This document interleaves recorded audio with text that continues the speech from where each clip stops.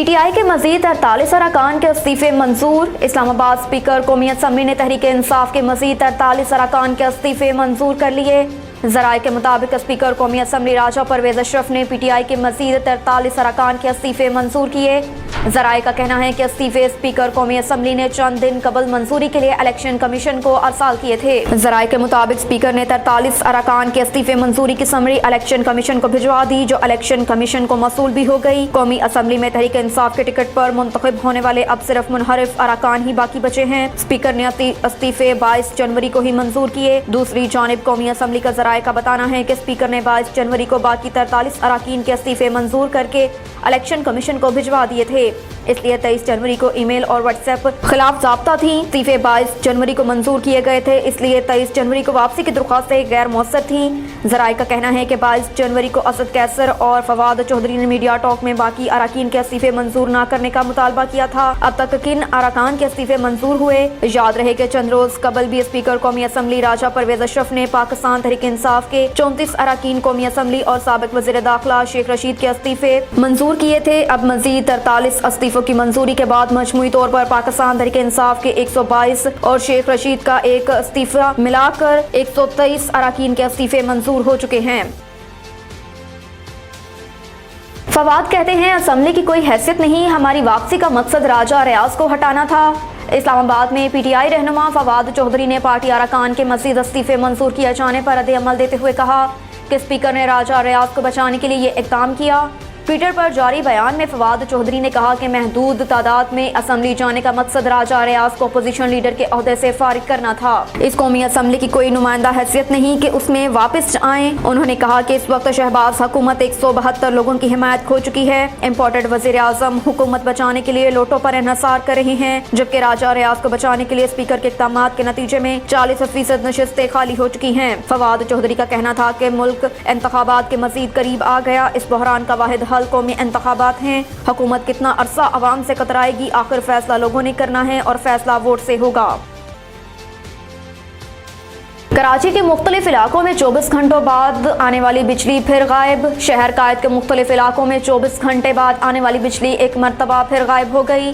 तफसीलात के मुताबिक बिजली बहाली के बाद गुलिस्तान जौहर ब्लॉक 8 में एक बार फिर लोड शेडिंग हुई। इसके अलावा कश्मीर कॉलोनी, अख्तर कॉलोनी समेत BACH और गार्डन के इलाकों में भी बिजली की फ्राहमी मुअत्तल है। इधर मुलेर मॉडल कॉलोनी, रफ़ाए आम, अल-फलाह सोसाइटी में बिजली एक बार फिर गायब हो गई। कश्मीर कॉलोनी, अख्तर कॉलोनी, यासीनाबाद, गुलशन शमीम, लांडी, खुरमाबाद में बिजली मुअत्तल।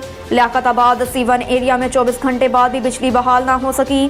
शहर के जिन इलाकों में बिजली मुअत्तल है उनमें नात नाजिमाबाद, गुलशन इकबाल के मुख्तलिफ इलाकों समेत फेडरल B एरिया के चंद blocks, II Chandrigar road, Tariq road, Kharadar road समेत अतराफ के इलाके शामिल हैं। दूसरी जानिब वजारत तवानाई ने मुल्क भर के तमाम ग्रिड स्टेशन पर बिजली बहाल करने का दावा किया। वजारत तवानाई के मुताबिक मुल्क भर में NTDC के 11-12 ग्रिड स्टेशन पर बिजली बहाल कर दी गई, जबकि बिजली की मौजूदा पैदावार 9704 मेगावाट है।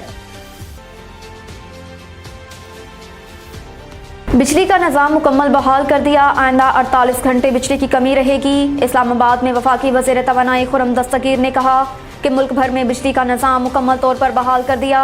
इस्लामाबाद में प्रेस कॉन्फ्रेंस करते हुए खुर्रम दस्तगीर ने कहा कि मुल्क में NTDC के 11-12 ग्रिड स्टेशन हैं जिनको बहाल कर दिया गया, जिसके बाद मुल्क भर में बिजली का निज़ाम मुकम्मल बहाल कर दिया। उन्होंने कहा कि गुज़श्ता रोज सुबह 7:30 बजे तकनीकी खराबी हुई, जिसका अभी तक पता नहीं चल सका। वज़ीर तवानाई का कहना है कि जौहरी प्लांट को दोबारा शुरू होने में 24 से 48 घंटे चाहिए, जबकि कोयले के प्लांट को भी 48 घंटे चलाने के लिए दरकार होते हैं। इसलिए अगले 48 घंटों में मुल्क में बिजली की कमी रहेगी, जिस वजह से अगले 48 घंटों में मुल्क में लोड शेडिंग रहेगी। परसों तक सब कुछ बहाल हो जाएगा। उन्होंने मजीद कहा कि मुल्क का तरसीली निज़ाम महफूज रहा है। बिजली के कारखाने चलाने के लिए वाफर मुख्तार में तेल मौजूद है। खुर्रम दस्तगीर का कहना था कि खदशा है और तफ्तीश करनी है, क्या हमारे सिस्टम में हैकिंग के जरिए बैरूनी मुदाखलत तो नहीं हुई। इस बात की भी तहकीकात की जाएंगे। अलबत्ता इंटरनेट से बैरूनी मुदाखलत के अमकान कम है। वज़ीर आज़म ने 3 रुकनी इंक्वायरी कमेटी बनाई है, जिसकी सरबराही मुसद्दिक मलिक करेंगे। उस्मान अनवर नए IG पंजाब तैनात। लाहौर में हुकूमत ने उस्मान अनवर को नया IG पंजाब तैनात कर दिया। उस्मान अनवर को पंजाब पुलिस का नया इंस्पेक्टर जनरल IG तैनात किया गया और कैबिनेट ने उनकी तैनाती का नोटिफिकेशन भी जारी कर दिया।